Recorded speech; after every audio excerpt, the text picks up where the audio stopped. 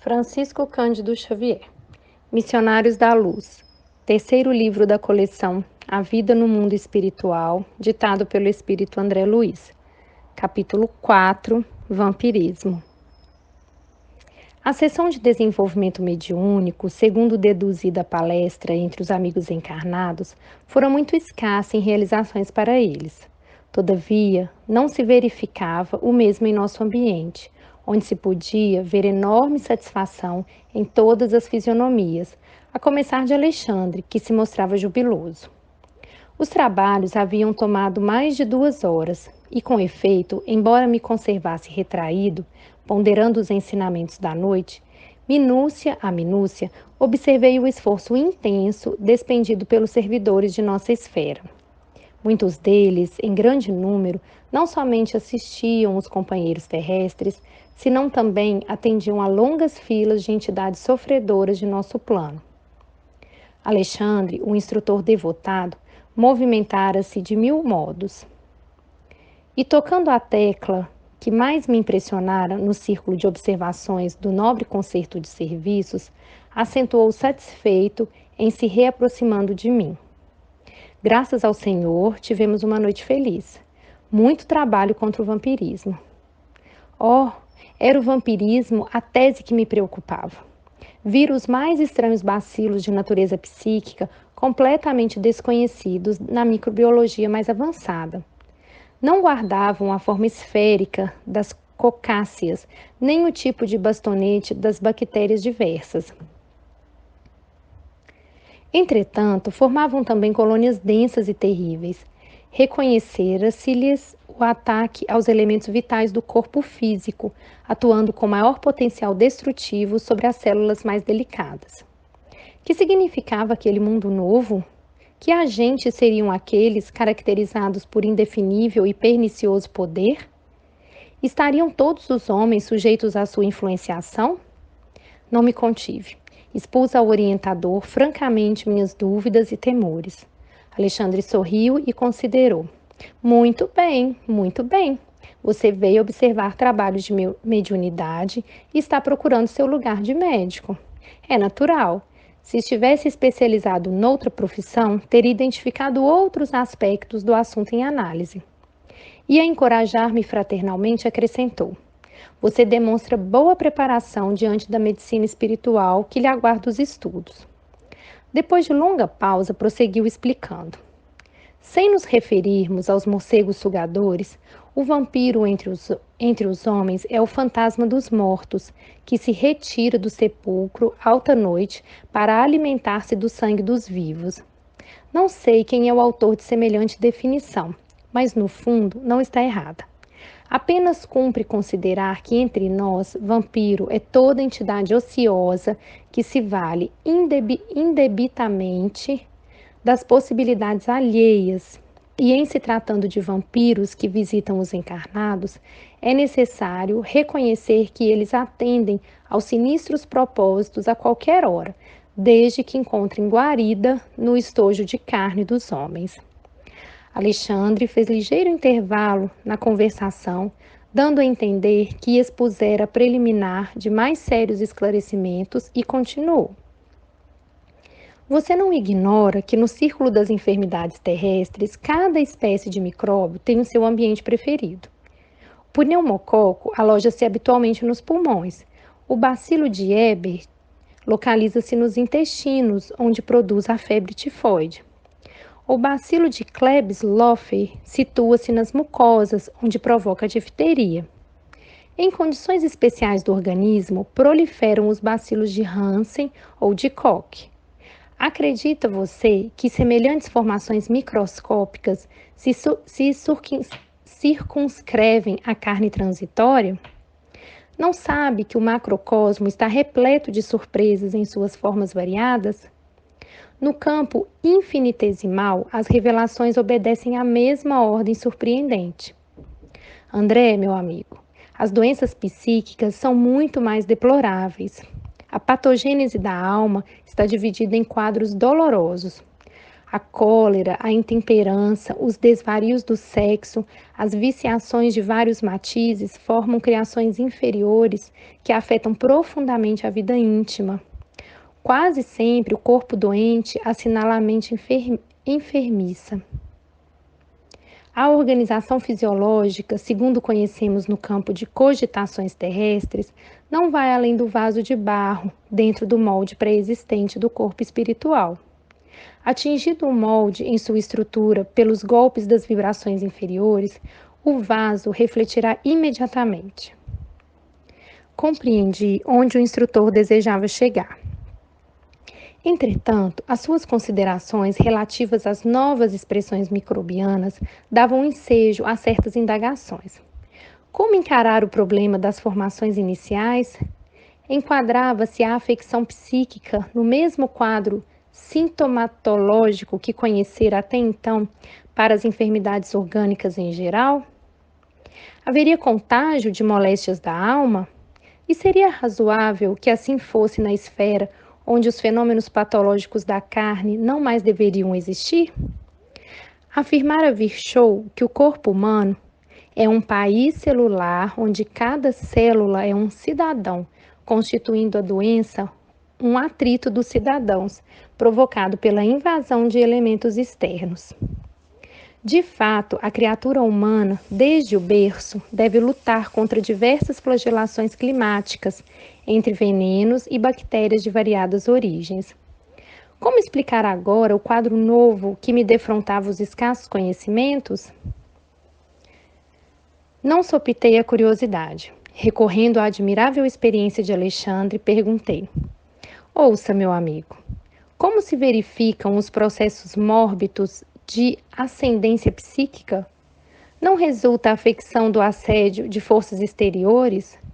Em nosso domínio, como explicar a questão? É a viciação da personalidade espiritual que produz as criações vampirísticas ou estas que avassalam a alma, impondo-lhe certas enfermidades? Nessa última hipótese, poderíamos considerar a possibilidade do contágio? O orientador ouviu-me atencioso e esclareceu. Primeiramente, a semeadura, depois a colheita. E tanto as sementes de trigo como de escauracho, encontrando terra propícia, produzirão a seu modo e na mesma pauta de multiplicação. Nessa resposta da natureza ao esforço do lavrador, temos simplesmente a lei.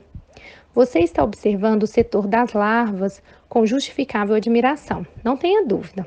Nas moléstias da alma, como nas enfermidades do corpo físico, antes da afecção existe o ambiente.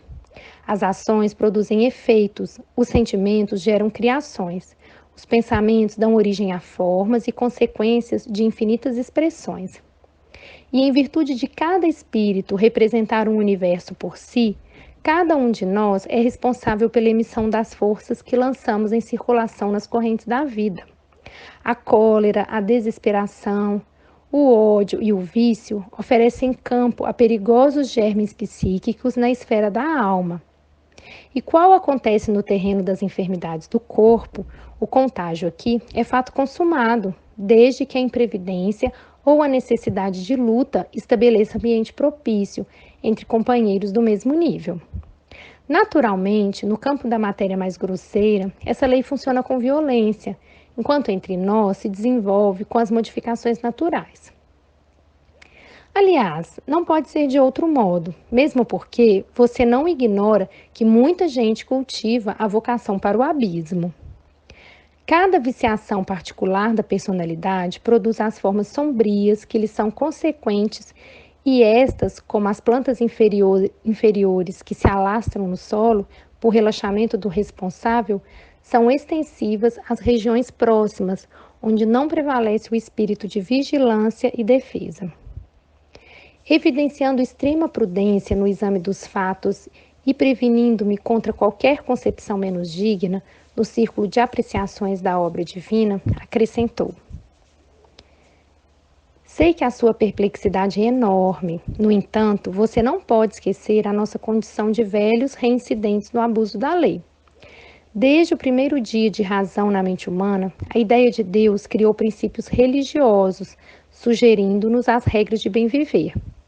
Contudo, à medida que se refinam conhecimentos intelectuais, parece que há menor respeito no homem para com as dádivas sagradas. Os pais terrestres, com raríssimas exceções, são as primeiras sentinelas viciadas, agindo em prejuízo dos filhinhos. Comumente, aos 20 anos, em virtude da inércia dos vigias do lar, a mulher é uma boneca e o homem um manequim de futilidades, doentias, muito mais interessados no serviço dos alfaiates que no esclarecimento dos professores. Alcançando o monte do casamento, muitas vezes são pessoas excessivamente ignorantes ou demasiadamente desviadas. Cumpre ainda reconhecer que nós mesmos, em todo o curso das experiências terrestres, na maioria das ocasiões, fomos campeões do endurecimento e da perversidade contra as nossas próprias forças vitais. Entre abusos do sexo e da alimentação, desde os anos mais tenros, nada mais fazíamos que desenvolver as tendências inferiores, cristalizando hábitos malignos. Seria, pois, de admirar tantas moléstias do corpo e degenerescências psíquicas? O plano superior jamais nega recursos aos necessitados de toda ordem e, valendo-se dos mínimos ensejos, auxilia os irmãos de humanidade na restauração de seus patrimônios, seja cooperando com a natureza ou inspirando a descoberta de novas fontes medicamentosas e reparadoras. Por nossa vez, em nos despojando dos fluidos mais grosseiros, através da morte física, à proporção que nos elevamos em compreensão e competência, transformamo-nos em auxiliares diretos das criaturas. Apesar disso, porém, o cipoal da ignorância é ainda muito espesso, e o vampirismo mantém considerável expressão, porque se o Pai é sumamente misericordioso, é também infinitamente justo. Ninguém lhe confundirá os desígnios e a morte do corpo quase sempre surpreende a alma em terrível condição parasitária. Desse modo, a promiscuidade entre os encarnados indiferentes à lei divina e os desencarnados que a ela têm sido indiferentes é muito grande na crosta da terra. Absolutamente sem preparo e tendo vivido muito mais de sensações animalizadas que de sentimentos e pensamentos puros, as criaturas humanas, além do túmulo, em muitíssimos casos prosseguem imantadas aos ambientes domésticos que lhes alimentavam o campo emocional. Dolorosa ignorância prende-lhes os corações, repletos de particularismos, encarceradas no magnetismo terrestre, enganando a si próprias e fortificando suas antigas ilusões. Aos infelizes que caíram em semelhante condição de parasitismo, as larvas que você observou servem de alimento habitual. Deus meu! Exclamei sob forte espanto. Alexandre, porém, acrescentou. Semelhantes larvas são portadoras de vigoroso magnetismo animal. Observando talvez que muitas e torturantes indagações se me entrechocavam no cérebro, o instrutor considerou. Naturalmente que a fauna microbiana em análise não será servida em pratos. Bastará ao desencarnado agarrar-se aos companheiros de ignorância, ainda encarnados, qual erva daninha aos galhos das árvores e sugar-lhes a substância vital. Não conseguiria dissimular o assombro que me dominava. Por que tamanha estranheza? Perguntou o cuidadoso orientador. E nós outros, quando nas esferas da carne, nossas mesas não se mantinham à custa das vísceras dos touros e das aves? A pretexto de buscar recursos proteicos, exterminávamos frangos e carneiros, leitões e cabritos incontáveis. Sugávamos os tecidos musculares, roíamos os ossos. Não contentes em matar os pobres seres que nos pediam roteiros de progresso e valores educativos para melhor atenderem à obra do Pai, dilatávamos os requintes da exploração milenária e afligíamos a muitos deles determinadas moléstias para que nos servissem ao paladar com a máxima eficiência. O suíno comum era localizado por nós em regime de ceva, e o pobre animal, muita vez à custa de resíduos, devia criar para nosso uso certas reservas de gordura, até que se prostrassem de todo ao peso de banhas doentias e abundantes. Colocávamos gansos nas engordadeiras para que hipertrofiassem o fígado, de modo a obtermos pastas substanciosas destinadas a quitutes que ficaram famosos, despreocupados das faltas cometidas com a suposta vantagem de enriquecer os valores culinários. Em nada nos doía o quadro comovente das vacas mães em direção ao matadouro, para que nossas panelas transpirassem agradavelmente. Encarecíamos com toda a responsabilidade da ciência a necessidade de proteínas e gorduras diversas, mas esquecíamos de que a nossa inteligência, tão fértil na descoberta de comodidade e conforto, teria recursos de encontrar novos elementos e meios de incentivar os suprimentos proteicos ao organismo, sem recorrer às indústrias da morte. Esquecíamos-nos de que o aumento dos laticínios para enriquecimento da alimentação constitui elevada tarefa, porque tempos virão para a humanidade terrestre em que o estábulo, como o lar, será também sagrado. Contudo, meu amigo, propus-me a considerar a ideia de que muita gente na Terra vive à mercê de vampiros invisíveis. É francamente desagradável e inquietante. E a proteção das esferas mais altas, e o amparo das entidades angélicas, a amorosa defesa de nossos superiores. André, meu caro, falou Alexandre benevolente, devemos afirmar a verdade, embora contra nós mesmos. Em todos os setores da criação, Deus, nosso Pai, colocou os superiores e os inferiores para o trabalho de evolução, através da colaboração e do amor, da administração e da obediência. Atrever-nos-íamos a declarar, porventura, que fomos bons para os seres que nos eram inferiores? Não lhes desvastávamos a vida, personificando diabólicas figuras em seus caminhos? Claro que não desejamos criar um princípio de falsa proteção aos irracionais, obrigados como nós outros a cooperar com a melhor parte de suas forças e possibilidades no engrandecimento e na harmonia da vida. Nem sugerimos a perigosa conservação dos elementos reconhecidamente daninhos. Todavia, devemos esclarecer que no capítulo da indiferença para com a sorte dos animais, da qual participamos no quadro das atividades humanas, nenhum de nós poderia, em sã consciência, atirar a primeira pedra. Os seres inferiores e necessitados do planeta não nos encaram como superiores generosos e inteligentes, mas como verdugos cruéis. Confiam na tempestade furiosa que perturba as forças da natureza, mas fogem desesperados à aproximação do homem de qualquer condição, excetuando-se os animais domésticos que, por confiar em nossas palavras e atitudes, aceitam o cutelo no matadouro, quase sempre com lágrimas de aflição, incapazes de discernir com o raciocínio embrionário onde começa a nossa perversidade e onde termina a nossa compreensão.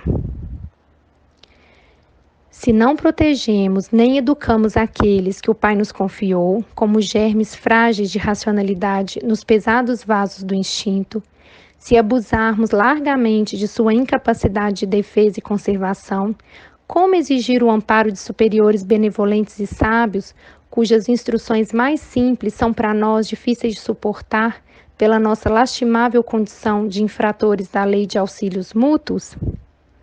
Na qualidade de médico, você não pode ignorar que o embriologista, contemplando o feto humano em seus primeiros dias, à distância do veículo natural, não poderá afirmar com certeza se tem sob os olhos o germe de um homem ou de um cavalo. O médico legista encontra dificuldades para determinar se a mancha de sangue encontrada eventualmente provém de um homem, de um cão ou de um macaco.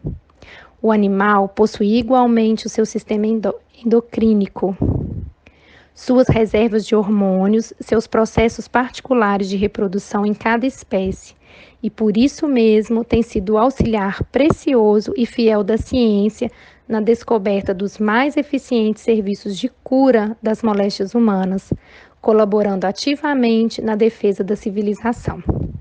Entretanto, Interrompera-se o instrutor e, considerando a gravidade do assunto, perguntei com emoção: como solucionar tão dolorosos problemas? Os problemas são nossos, esclareceu o generoso amigo. Tranquilamente. Não nos cabe condenar a ninguém. Abandonando as faixas de nosso primitivismo, devemos acordar a própria consciência para a responsabilidade coletiva. A missão do superior é a de amparar o inferior e educá-lo. E os nossos abusos para com a natureza estão cristalizados em todos os países há muitos séculos. Não podemos renovar os sistemas econômicos dos povos de um momento para o outro, nem substituir os hábitos arraigados e viciosos de alimentação imprópria de maneira repentina. Refletem eles igualmente nossos erros multimilenares. Mas na qualidade de filhos endividados para com Deus e a natureza, devemos prosseguir no trabalho educativo, acordando os companheiros encarnados mais experientes e esclarecidos para a nova era em que os homens cultivarão o solo da terra por amor e utilizar-se-ão dos animais com espírito de respeito, educação e entendimento. Depois de ligeiro intervalo, o instrutor observou: semelhante realização é de importância essencial na vida humana, porque sem amor para com os nossos inferiores, não podemos aguardar a proteção dos superiores. Sem respeito para com os outros, não devemos esperar o respeito alheio. Se temos sido vampiros insaciáveis dos seres frágeis que nos cercam entre as formas terrenas, abusando de nosso poder racional ante a fraqueza da inteligência deles, não é demais que, por força da animalidade, que conserva desveladamente, venha cair a maioria das criaturas em situações enfermiças pelo vampirismo das entidades que lhes são afins na esfera invisível. Os esclarecimentos de Alexandre, ministrados sem presunção e sem crítica, penetravam-me fundo. Algo de novo despertava-me o ser. Era o espírito de veneração por todas as coisas, o reconhecimento efetivo do paternal poder do Senhor do Universo.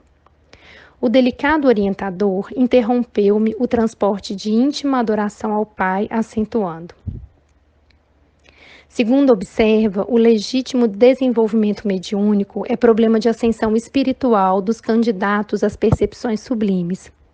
Entretanto, André, não importa que os nossos amigos ansiosos pelos altos valores psíquicos tenham vindo até aqui sem a devida preparação.